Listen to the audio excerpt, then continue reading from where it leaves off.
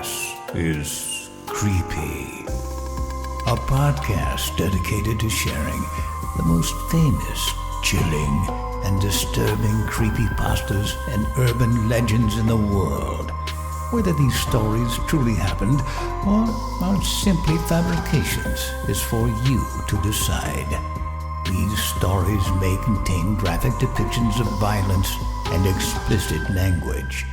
Listener discretion is advised. It was Halloween night, and I was the awkward age of 17. Already too old to go trick-or-treating, and obviously too young for bars. To top it off, I live in a pretty small mountain town, Nederland, which meant my options were very limited.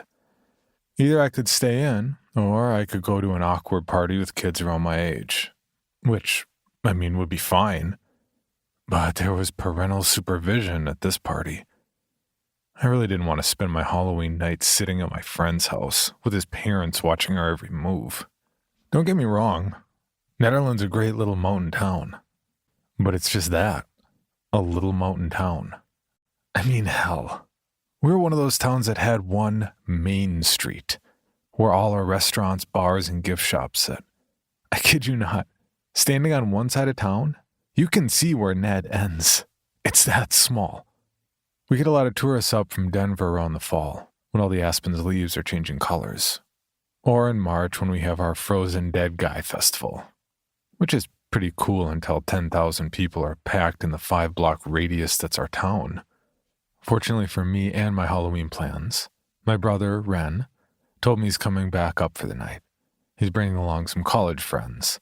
They've apparently started an urban exploring YouTube channel together and invited me to come along with them on tonight's expedition.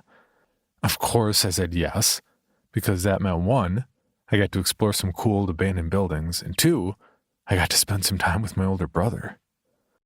I'd always been close with my older brother, but since he left for college, we hadn't had much time to hang out.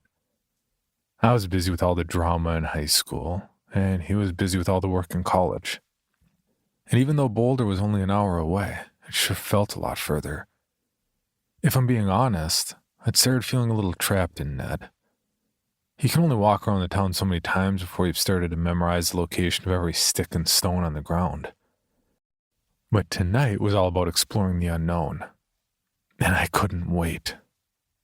Ren and his friends arrived at about 5:30, just after the sun had set and the air began to chill. They were driving, of all things, a minivan. Ren's minivan. He said it was the cheapest car in the lot when he bought it, but I think the real reason is that he's always been the mom friend. Even when he was in high school, he'd borrow mom's car to drive him and his friends down to town to see a movie or go to some arcade. And I doubt college had changed that much. Ren got out of his cherry red minivan and swooped me up in a big hug. A little embarrassing, I'll admit, but I let him get away with it this time. After he'd spun me around a few times, he plopped me down in front of his friends, Lila and Ozzy. Guys, this is my little brother Norman, but I call him Nemo Ned. That got a laugh. Of course it did. Charisma always came naturally to my brother, just like the flush naturally rushed to my cheeks as soon as he told his friends my nickname. Why do you call him Nemo Ned? Lila asked, and Ren grinned. I knew immediately he was going to tell the story. Because he just keeps swimming. See that big lake over there, past the trees? When we were a bit younger, our mom used to walk us down to the shoreline so we could swim in the lake. And you gotta remember, this lake is all snowmelt, so it's always the fullest and the coldest in the spring, just after everything's begun to melt. Well, I dip a toe in and shriek. It's so dang cold that I instantly lose all the feeling in my foot. But he jumped right in and started swimming. Of course, by this point, we're already both pretty good swimmers, so I know he won't drown, but he starts going a mile a minute, right? Our mom doesn't like it when we go too far, so she starts calling for Nemo to come back. But by now, he's already getting pretty close to the middle of the lake. Ren pauses and gestures his friends a little further down the road. So we're over on that shoreline, and by now he's about midway to the other shore. It's a little lower right now, but you get the point. Well, it's not far, but Nemo's small. He's maybe 6. I was 7. I interrupt. He was 7. And that's a lot of water. So he doesn't hear my mom calling, and she gets worried. So she steps in to swim out and get him. She's wearing jeans, right? Because it's just barely spring and it's like 60 degrees out. Ren starts to chuckle to himself. She dips a foot in, and I watch as her face drops. It's freezing cold. She looks back at Nemo, then at me, and tells me to wait here and watch him, like I can do anything, and then runs to get the sheriff. This is the best part. The sheriff back then was this big guy. Not fat, but stocky, muscular dude. My mom rushes him to the shore, and he takes one look at Nemo and dives in. Now, I think this man is going to drown like a rock, but he picks up speed pretty quick, and that's when Dingus here. Just keep swimming? Lila suggests. Ren smiles and nods. Yup. Outswam the sheriff for a few minutes and makes it to the other side of the lake. Then he starts jumping up and down like he just won some big race. They all burst into a hysterical fit of giggles. I can't help but join them. Once the laughter died down, Ren brings us around to the back of his minivan and opens it up. Ozzy dives in and starts pulling out gizmos and doodads. All right, so this is everything you're gonna need once you get inside. We got harnesses, equipped with GoPros, helmets too. You'll have one each. Here's your tactical fanny pack. Inside you'll find flashlights, carabiners, and some glow sticks, but use them sparingly. We only have 5 each. Oh, and don't forget our little friend, Crowley the Crowbar. Lila pulls out a crowbar from within the minivan and handed it to me. It was heavier than I thought it would be. Pure steel. Great for breaking down anything. Since you're the newest member of our expedition, you'll be carrying it around. Finally, I've been hauling that thing around for 2 years. So, think you're ready to go Urban exploring? That sends all of us into a fit of giggles again. But Ozzy abruptly stops. Whoa, wait, you're not ready. Ozzy's right. Oh no, I thought this might happen. I looked up at the trio. What? Do I have to pass some hazing ritual or something like that? No, nothing like that. You gotta change clothes. I looked at my clothes and back up to my brother. You said comfy jeans with versatility, right? To prove my jeans were both versatile and comfy, I did a wide stretch and bent a knee. Doesn't get much more versatile than this. That's not the problem. You're in all black, man. Yeah, it's gonna be dark tonight. It's a new moon, so there's barely gonna be any natural light, and once we're inside, it's easy to get lost. You're gonna have to change into something colorful, like us. Don't worry, I know you're in an emo phase right now and only buy black clothes, which is why I brought you this. I had a sneaking suspicion that this had been part of Ren's plan. Ren pulled out a brick red bomber's jacket and handed it to me. As of tonight, you're no longer Nemo Ned. You're now... The Chicken Man! Ironed onto the back of the bomber's jacket was a giant cartoon emblem of the Chicken Man. Where did you find this? Was shopping around some thrift stores a couple months back and found this gem. I just knew you had to have it. I looked up at Ren. You can't be serious, right? Oh, we're serious. Deadly serious. Welcome aboard, Chicken Man. Begrudgingly, I put on the Chicken Man jacket and did a full turn so everyone could see the embarrassing knockoff Big Bird on the back. How's it look? You tell me if it looked bad, right? That got another round of laughter from all of us. With that, we all boarded the minivan and drove out of town. All right, Ozzy, we're in the car, all prepped and ready. Are you finally ready to tell us where we're going? No can do. Oh, come on, you've been keeping it a secret for weeks. I don't think Ozzy's playing anything. The car went silent for a moment, and Ozzy turned to look back at me with a wide smile and winked. Oh my god, Ozzy, seriously? Don't even sweat it, Blue Jay. Fate will guide us where we need to go. And what if fate also didn't make plans? Well, then let's just follow this highway for a while and turn onto the first dirt road we find. All right. This time we'll leave it up to fate. But I swear to God, if we can't find somewhere to explore tonight, you'll be wearing the Chicken Man next. We'll see about that. And on that note, Ozzy reclined his seat, closed his eyes, and took a short nap. We drove through the windy mountains for the better part of an hour, passing occasional houses and the rare gas station, before Ozzy woke up and leaned forward. He squinted, scanning our surroundings as they whizzed past us. Up there. See that next left? Ren nodded, flipped on his blinkers, and slowed the car to turn. It might just be houses up here, or private property. If any of you see signs, let me know. I don't want to get shot by some mountain folk. Roger that, Ren. The dirt road was bumpy and dark. It seemed like our headlights couldn't perforate the thicket of trees and darkness on either side of us. Ren slowed the car even more until we were slowly drifting through the woods.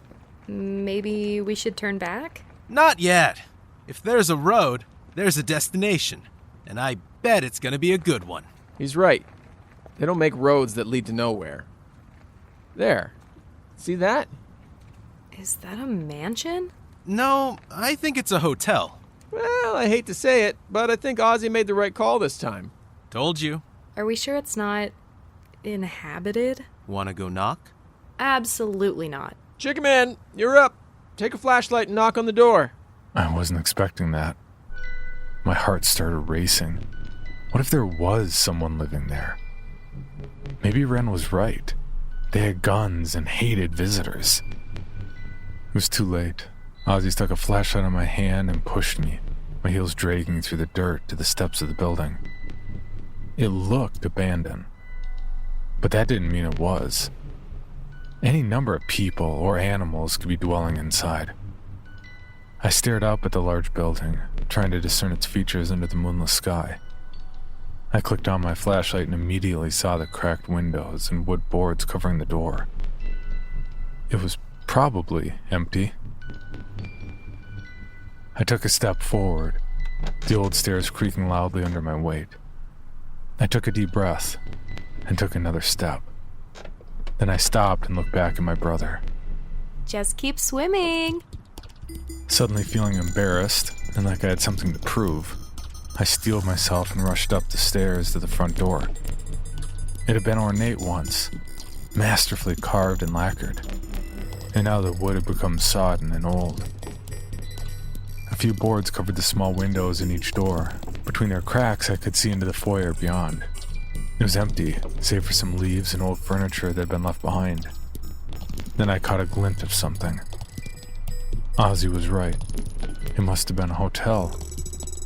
In the center of the foyer, with the stairs on either side, was a large desk. Sitting atop it was a silver bell, seemingly undulled despite the dilapidation all around it. I turned back to the group and called out to them. "I think it's safe!" I turned back to the doors to get another peep inside, when I heard a distant metal thud.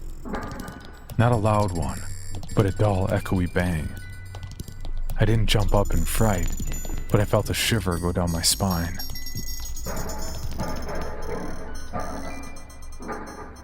Ren motioned for me to come back to the group. It was time to strap up. Ren plopped a helmet on me, while Lila secured my vest and harness. They activated the cameras on my chest and head, then gave me a look over. All right, Chicken Man. Looks like you're ready. Wait! Ozzy handed me Crowley the crowbar. Ozzy placed his DSLR camera in the trunk of the minivan, set a timer, and rushed to join us. Surprisingly, the photo came out pretty well, save for some of the minivan's fabric on the bottom of the image. I'll crop that out later. All right, time to explore. How are we getting in? There's some boards covering the windows of the front door. We could pry them off and try and unlock them. Maybe, but the windows are kind of high. Might be more struggle than it's worth. Did you try the doorknobs while you were up there? No, I thought I heard a bang, so... That's all right. They're probably locked. Sometimes we luck out, but usually we gotta find a weird way in. Let's take a walk around, see if there's any side doors or open windows. And what about the crowbar? More of a good luck charm than anything. We have yet to actually use it. Really? Really. Come on, folks, this way. Flashlight's on. We walked around the perimeter of the abandoned hotel. Its dark and decayed wood made it look like a shadow out of the corner of your eye.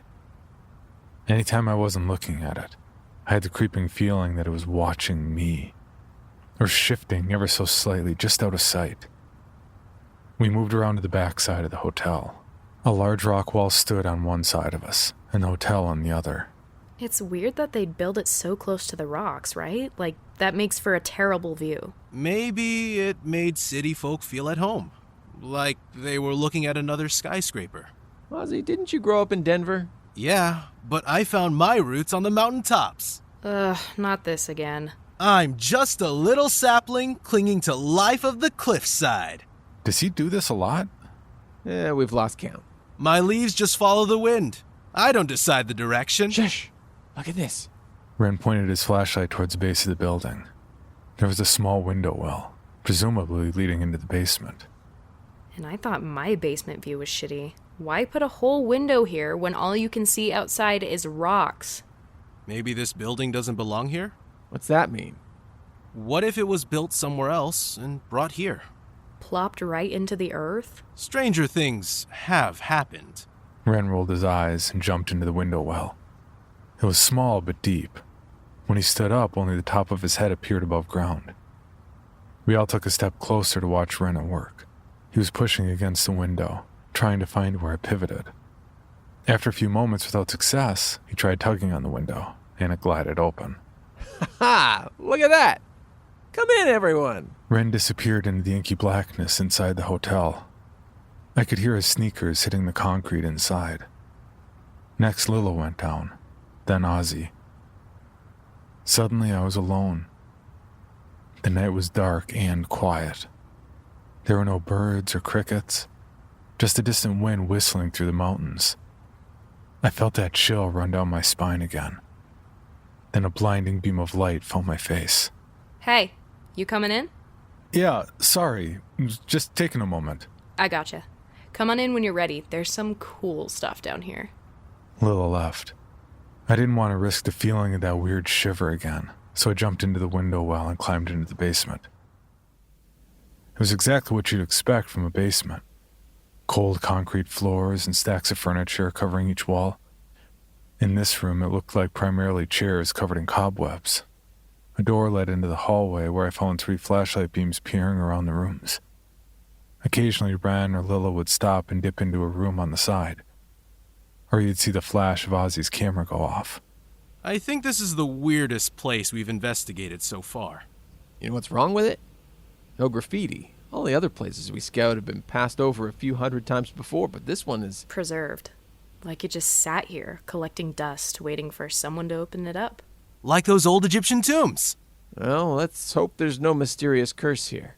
I wandered towards the end of the hall, next to where the stairs started, and looked at the last door. Within, I heard a sort of steady tap, tap, tap. Something metallic, maybe the clang that I'd heard earlier. I almost turned away, but remembering the giant chicken decal on my back, I reached for the handle. I felt a sort of shock strike me as my fingertips met the metal. I expected the doorknob to be ice cold, but instead it was warm to the touch, radiating heat. I turned the knob and pulled the door open. Then I called out for everyone to check it out. They each made their way over to me and peered in past me. Ah, it's an old boiler room. Old, creepy, full of cobwebs, and we all jumped. Then were silent for a moment and broke out into laughter again. Wonder if it's warming up for the winter months. Maybe it's getting ready for trick-or-treaters? No, guys, it's waking up because the hotel has guests. We all laughed at that one, but we didn't laugh quite as long.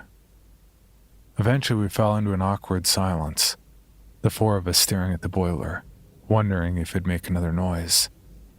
Then Lila closed the door. The wave of relief was palpable. Eager to leave the basement, we climbed the stairs to the first floor. We emerged on the far side of one of the hotel wings. The hallway ahead led to the foyer I'd seen earlier, and on the other side of us were various doors. Ozzy went to the door nearest us and tried to open it, but it was jammed. He tried again, this time giving the door a shove with his shoulder. The door gave way, just a little, but enough for Ozzy to see the chair blocking it. He gestured at me, and I handed him the crowbar. All right, Crowley. Let's put you to work. Ozzy pushed the chair and swung open the door. We expected to see a typical hotel room. Bed, chairs, dresser maybe. Instead, the room had been torn apart. The mattresses were pressed against the wall and the bed frames heaped atop one another. Broken furniture was scattered across the room. And in the center sat a potted plant. That's a Venus flytrap. That's a bad omen. Maybe we move on to the next room. I think that's a good idea. Ozzy pulled the door closed, and it clicked. He looked at the door handle for a moment, then tried to open it again. It's locked. And we're moving on. The next door down opened easily, but the interior was much worse. The hotel furniture wasn't scattered about, but instead scorched. Pitch black char covered the walls. Curtains were burnt to crisps, and the bed was reduced to a heaping pile of ash. It also felt hotter, too. I'm sure my mind was just playing tricks on me, but I swear I felt my skin flush as hot air hit my cold cheeks. I even caught a whiff of something that smelled like burnt hair and melted plastic. Ren closed that door. Lila opened the next one. At first, this room seemed completely normal. The bed was made, the furniture intact. There was no odd smell. Lila even took a step inside. We all heard the carpet squelch beneath her boots. It was waterlogged. Lila took another step inside and ran her hands across the walls. Ugh, they're wet. Like dripping wet. You can see it on the ceiling too, little droplets everywhere. So what? We got earth, fire, and water. Will the next door have air? Maybe some dead firebenders buried in the snow. You know what's been bugging me? What's that? The rest of the hotel seems immaculate, at least as much as an abandoned hotel could be. There's some dust, sure, but there's no real evidence of damage aside from age. But then what? We find a room that was flooded right across from a room that burned? That doesn't happen. Maybe we walked into some Saw-style trap. Each one was a test for some unlucky soul. Maybe it's time to go. I'm not about to find a dead body, and you're not ruining Halloween for me. Let's just move on, get to the foyer. Take some photos and see if we can't go out the front door. We can probably find the key somewhere behind the front desk, right? I realized Ren was waiting for me to respond. Yeah, there's a front desk. It has all these little boxes behind it. Bingo bango. Let's go get out of here. We made our way to the foyer, and Ren made his way behind the front counter.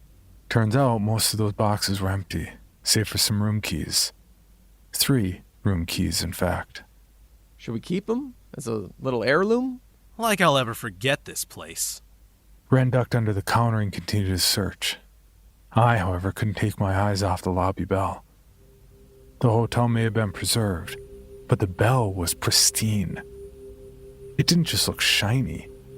It was polished.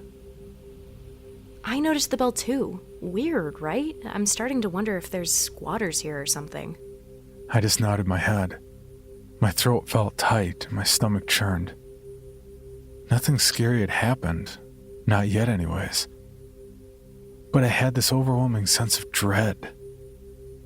The boiler rang out again, howling, as if for attention.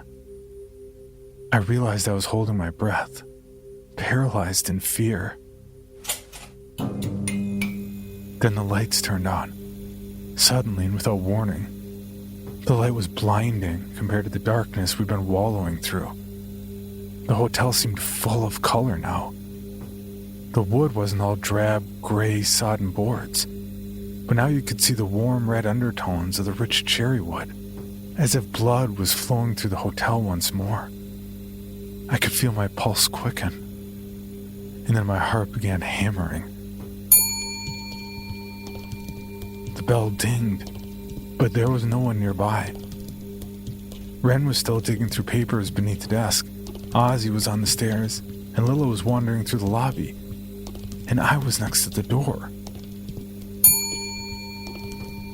I was next to the door, and I wouldn't wait to hear the bell ring one more time. I knew that I had to get out now or never. I turned on my heels and reached for the front door. I gripped each doorknob and flung the double door open and rushed outside. I leaped down the stairs and threw myself into the minivan. Then, I turned and looked back at the hotel. I felt my knees buckle beneath me and slid down against the exterior of the van. I saw 3 silhouettes look out the front doors into me. And then I heard the third and final ding.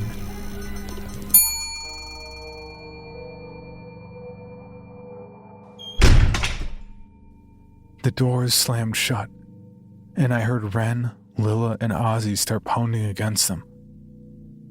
But the doors were locked tight, and they were trapped within the hotel now. I could do nothing but sit in the dark and wait for their screams to stop.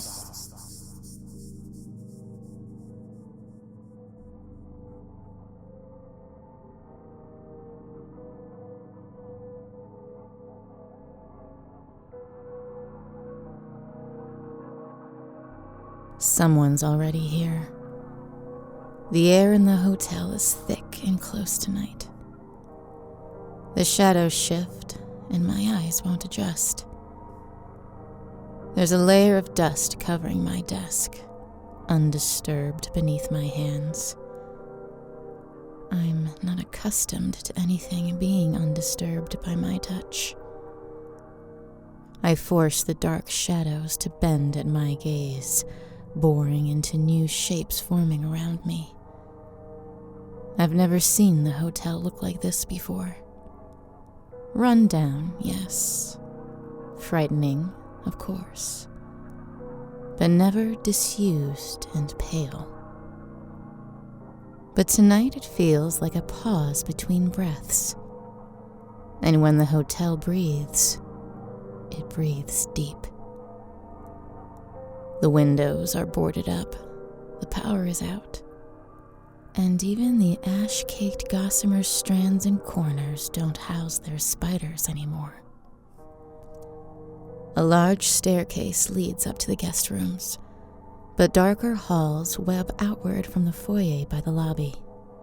My eyes adjust to another dark shade, and the shadows turn into whispering voices.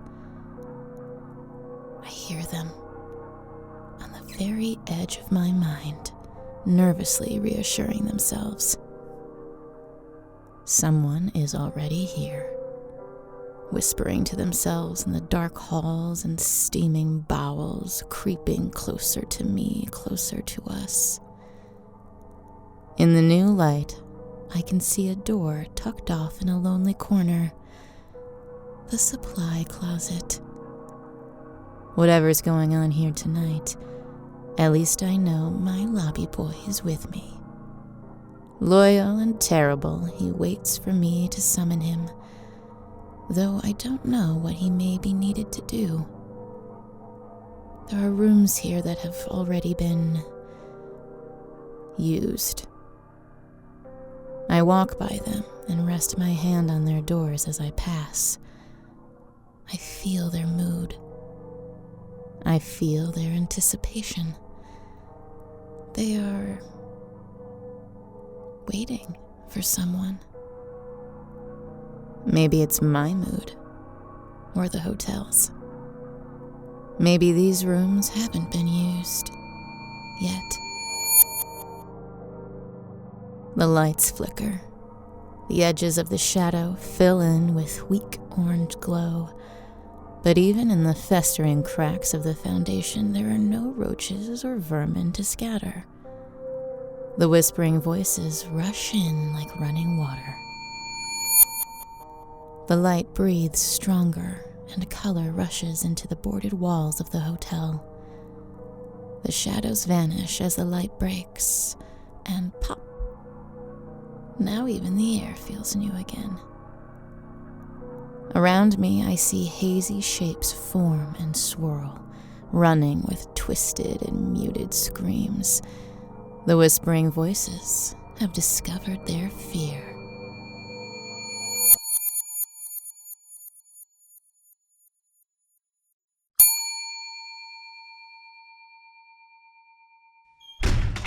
Ah, there you are. Spelunkers, by the look of them. They'll be exploring more deeply and darker than they were expecting now. Helmets won't help you in here, I'm afraid. I let them rattle the lobby doors a little, just long enough so they know, deep down, that they can't get out that way. Doesn't mean they stop pounding away at the doors. It's important to the guests to try. And we are in service to the guests, after all. She sees me first. She wasn't looking for me. I think she was looking for another way out. But when she turned away from the doors, there I was, slick-eyed and smiling my best for her in the middle of the lobby. "Welcome," I say. Ah! They say as they whip around. Young. All three, so young. The tall one has a wild eye already. He won't last long at all, I can tell. He'll break first, and he'll break fast. The other one is already stepping protectively between his friends and me. She knows, though. When I look at her, I can see she already knows it's too late. I turn my attention to the boys. "I assume you don't have a reservation, then?" I say, disarmingly. Hi. Sorry, no. We honestly didn't think this place was open. We're urban explorers. We thought we were alone. He says, nervously, rapidly. We didn't think anyone was here, I mean. "So you don't have a reservation?" I say. Can you open these doors? "They're locked," I tell him. "Because we're not open tonight. It's a special night. Sure you heard about that, though." I shouldn't poke him like that. He looks like he's one good sneeze away from cracking up entirely. But it really does feel like a special night. And I don't like this one's attitude. Hey, look! You can't keep us trapped in here! Easy on us. Ma'am, I'm sorry. We're a little rattled. We'll gladly leave the premises. Ren. My brother just ran out these doors. He's right outside. We'll just go. But she already knows. We'll go. Ren. She knows. Please? I flash them my least reassuring smile and take my place behind my front desk. I let my hard shoes snap sharply on the lobby floor. The sound echoes unnaturally off the walls and floats down the hallways, not diminishing so much as traveling. We can still get out the way we came in. It's not quite checkout time yet, young man. You gonna chase us? I'm not the only one here.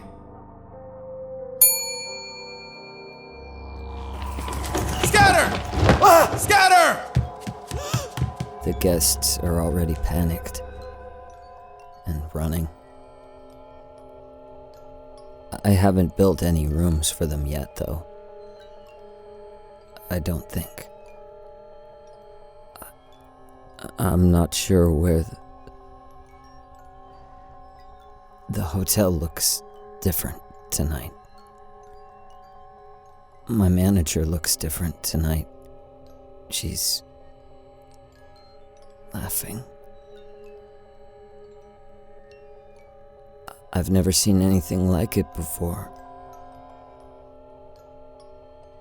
The guests are running, holding on to each other. They can't stop looking at her either. When she laughs, her mouth opens just a little too wide. They can see just a few too many of her teeth. They almost run right into me. They don't have any bags, so I'm not surprised. I grab one of them by the wrist to stop her from knocking me over. I try to do it gently. I'm not supposed to touch the guests, usually. But my hands are a little moist, so I have to grab her harder or she'll slip right out and maybe fall down. That would ruin my manager's good mood. But we collide anyway. One of the guests falls to the ground.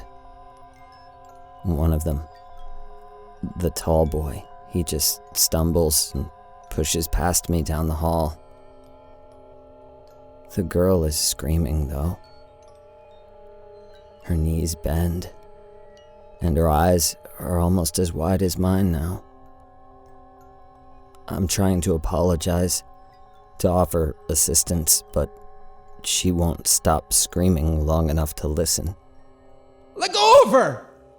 The boy on the ground, the guest, he's yelling at me.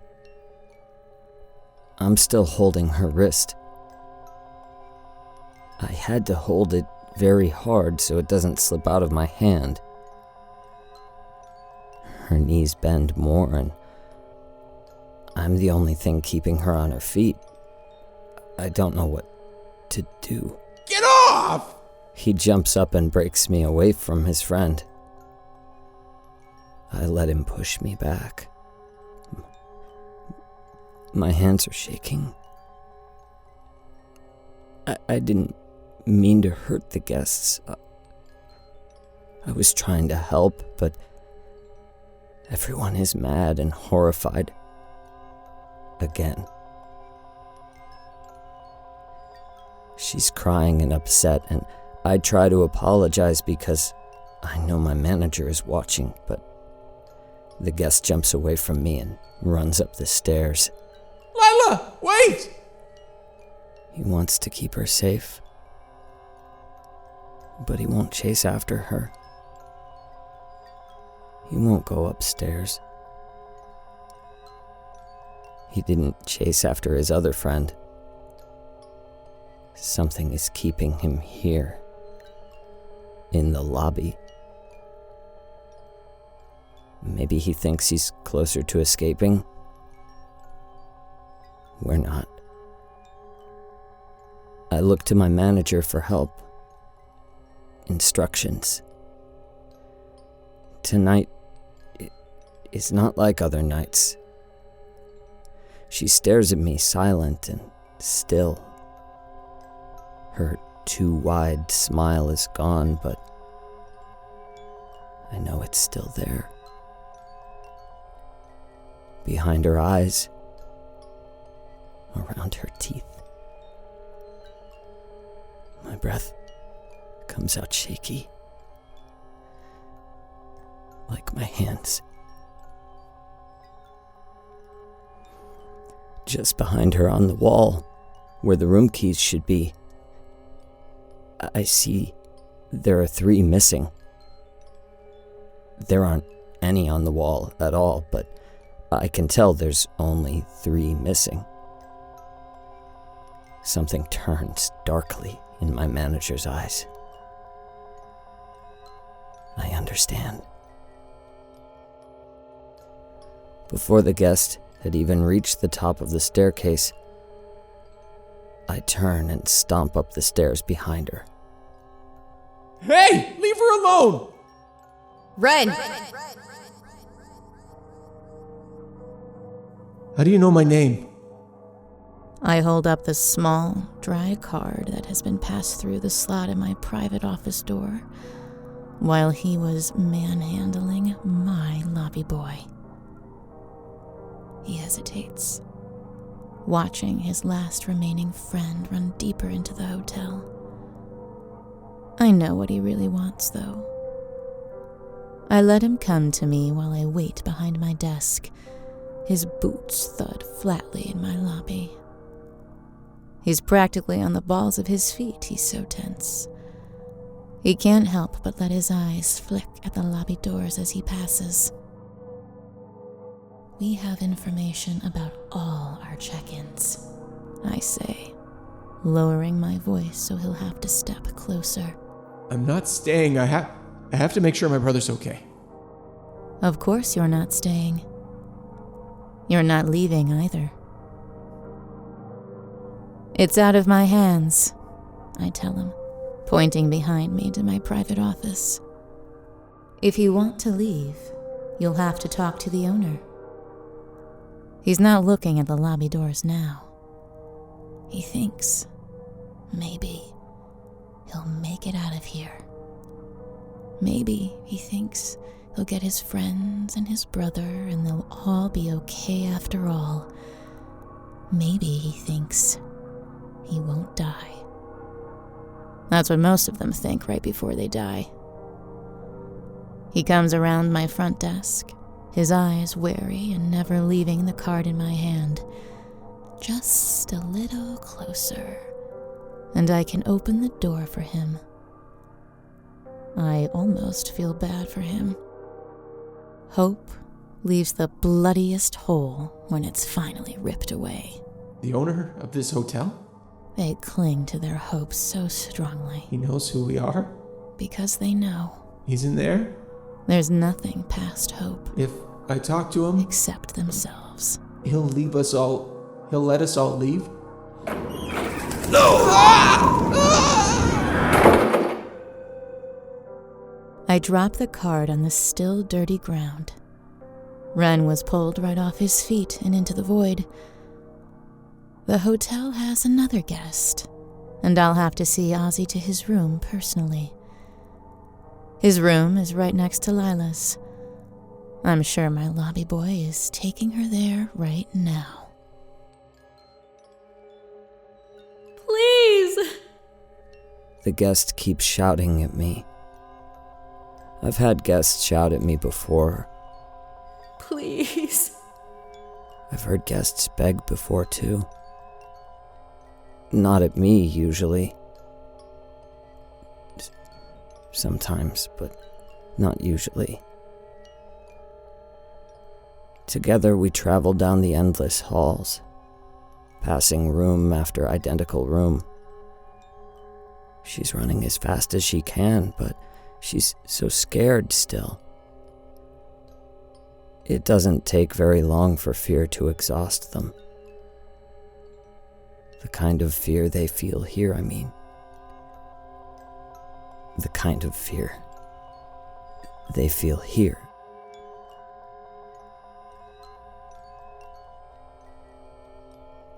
All that yelling and crying drains them so fast. She's been trying to run too, so she's very tired. I walk. Quickly, but I walk. She's pushing herself so hard. I can see how much she's fighting on her face. I can hear it in her voice. Some guests give up right away. They go into shock, or they just give up. Give up so it's over. Not her, though. She's one of the ones that scream and cry and fight until their bodies... It's so much worse for them, though. Here where there's no escape or safety, if you're in the hotel, it's already... You're already... She's already...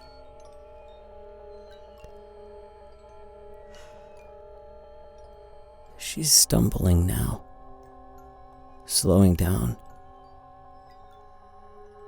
She knows it's coming. I just want to leave. I just want to leave. She'll get an extra burst of energy now. She'll try something desperate. Anything for an extra few precious seconds. She starts trying the doors. Just one hand, though. Her sweaty hand slips off knobs and slows her down. So she only tries every third door. She keeps her other arm close to her, hugging her. Now it's every other door. I think I grabbed her too hard. I'm getting closer now. I can see how scared and tired she is now. I want to tell her I'm sorry for hurting her arm. She must see it on my face because she slows down almost to a stop. Stop. Please, let's talk. Talk to me. You didn't mean to hurt me, did you? I shake my head slowly at her, but I don't stop walking. I can't. I have to see her to her room. Okay, good. You don't want to hurt me now, do you? I shake my head again, but my eyes start to sting and water, and I don't stop walking. Oh, God. She tries to run again, but she stumbles and falls against one of the room doors. Oh, God! I reach out to help her up.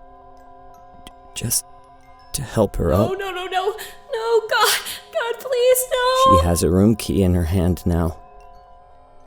One of the missing 3. She tries it on the door behind her, praying it will work. It works on all the doors, though. And she slams it shut behind her, locking herself in.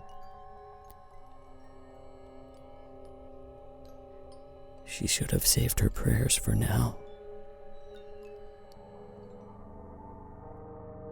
What the hell?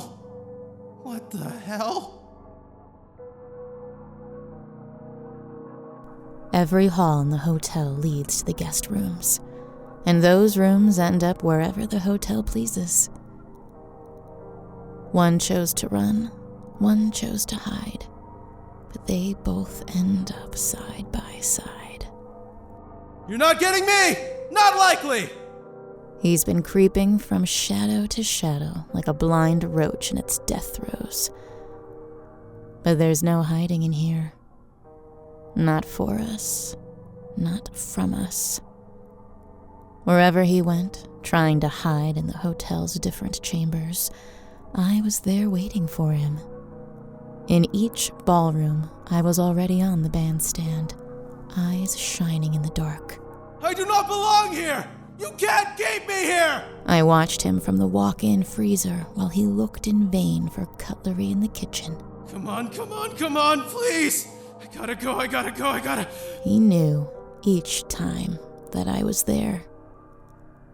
He might have realized he was being guided and probed, but the terror he felt left no room for anything else. I gotta... Around each corner, at the end of every hall, I was waiting already.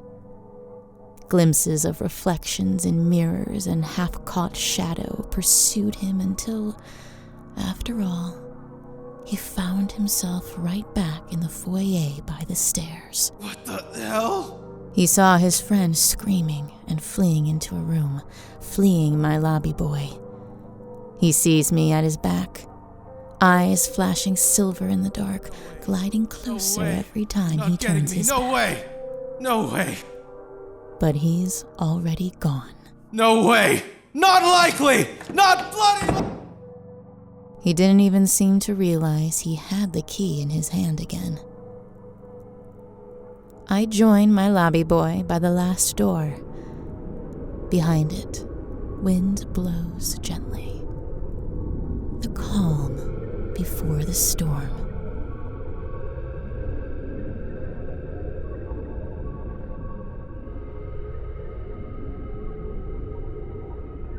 Tonight's guests came without reservation, without foreknowledge.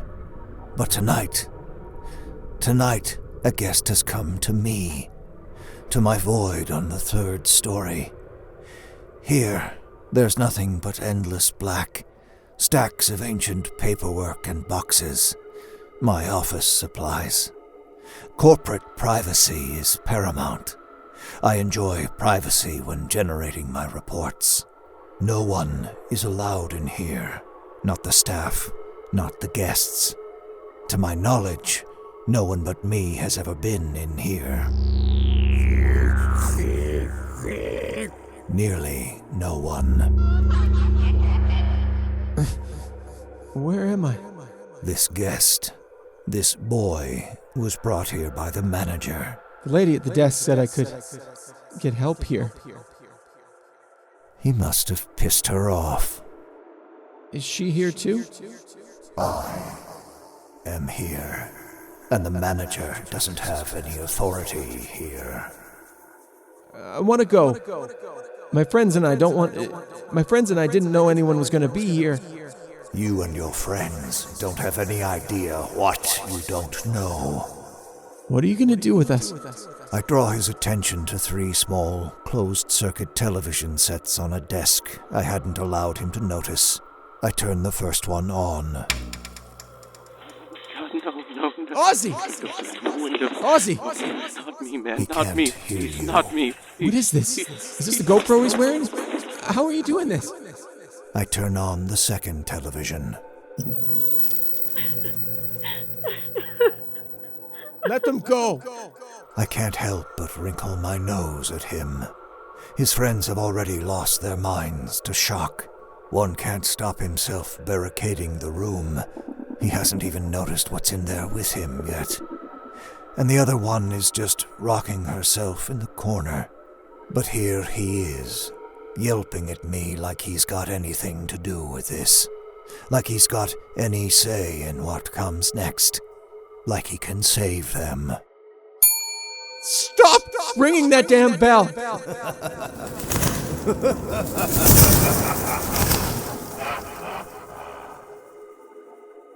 He watches the screens and sees his friends' final panic from their own perspective. Lila! The fire starts at the door, of course, springing from nothing but the curious whim of the hotel itself. No. His friend No. runs to the other side of the room, but No. the rooms are small tonight. She, clawing at the wall as the wallpaper catches in the dry air. The heat reaches her far before the flames do. She seems surprised for a moment, before her hair catches too. The polyester couch she's standing on melts to her shoes and sags as the stuffing burns away. Stop! Please! Hotel policy is no one checks out when... Lila! Their rooms are right next to each other, Lila, where are you? and the night is almost over. What is that? Oh my god. What is that?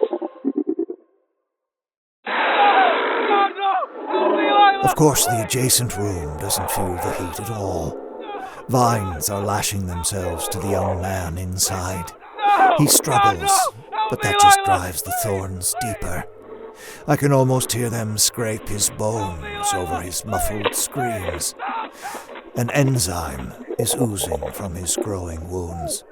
The plant he failed to notice grows as fast as the fire, but doesn't kill quite as quickly. It seems to be just as painful, though. He struggles so hard, he's doing almost as much damage as the room itself. I see all this happen without taking my eyes off of Ren. Stop! He screams and cries, Please! but he doesn't break. He's still fighting for something, Please! but we're not done with him yet. You didn't save your friends! I point to the screens where his friends still suffer. You can't save your brother either! He got out! Are you so sure? Yes! I turn on the third television and show him the room, already filling with water. Whomever's perspective it is, they're up to their waist in water already. No! He got out! That's not what I see here! It's a lie! He got out! No one gets out! He got out! He got out! I saw it! Then it must be your room! Oh my god.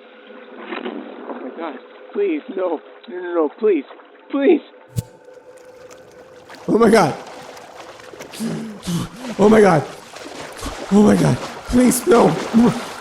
No, no, please. Please. Help! Help me! Help! Lila. Oh, I'm sorry. I'm sorry. I gotta... You can still... Nemo. Maybe I can still...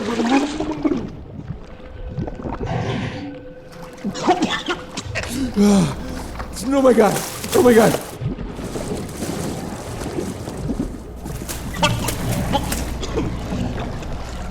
Just keep swimming. Just keep swimming.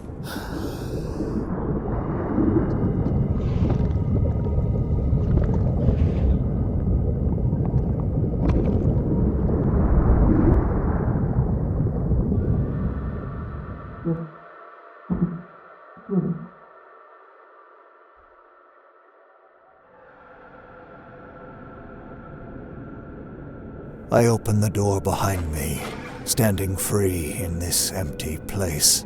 And on the other side wait the manager and her wretched lobby boy in the hallway by the foyer. Her flesh is gray and tough, pulled back from her lips and eyes. Her hair lays in thin strands over her exposed skull. He's missing chunks of flesh, chewed away already by maggots and botflies. His eyes are white and glassy. She doesn't have any at all anymore. I beckon them in with my now skeletal hand. The motion disturbs the dust that's beginning to form on my suit. It's unusual being in here. It's been an unusual night. Thank you for having us, sir. I don't want you here. Yes, sir. But she does.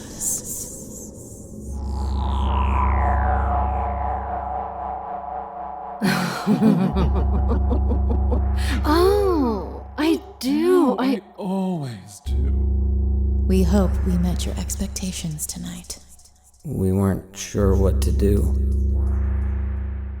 You did great. You did so great. Tonight was a real treat for me. What was so special about tonight? You felt it too? You're so clever. My big, clever man. It's not special for us, is it?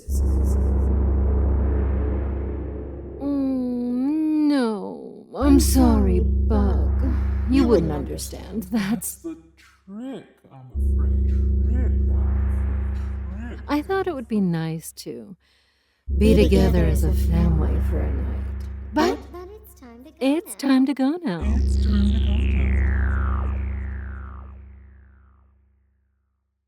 One by one, we turn off the monitors. A room savaged by a boy driven mad. A small, potted Venus flytrap in the center. A room scorched to nearly black, populated by melted shapes of nothing. An otherwise normal room, soaked completely through with water from a snowmelt spring. A hotel who welcomes all who knock on her doors and always appreciates a good costume. Especially tonight. Especially tonight. Happy Halloween. Happy Halloween.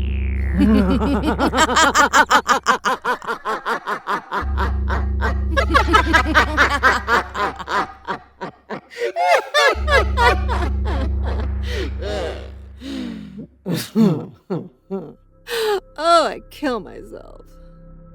Happy Halloween. The hotel was created and produced by Veronica, California, and Mark Whitten. Starring Kelly Nienaltowski as the manager, Mark Whitten as the lobby boy, Graham Rowat as the owner, and Christa Lewis. Music by Lauren Picorni, West Rodri, and special guest composer Zach Tatom-Drake. And produced by Pacific Obadiah.